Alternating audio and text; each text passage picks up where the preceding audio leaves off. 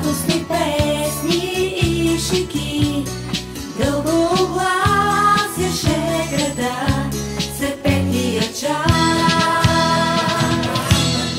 Един неразделен глас съобщи тревоги и мечти, чертаеше своя път и вярвахме всички до един, че ни чакат само празници, че щедро без предел времето пред нас.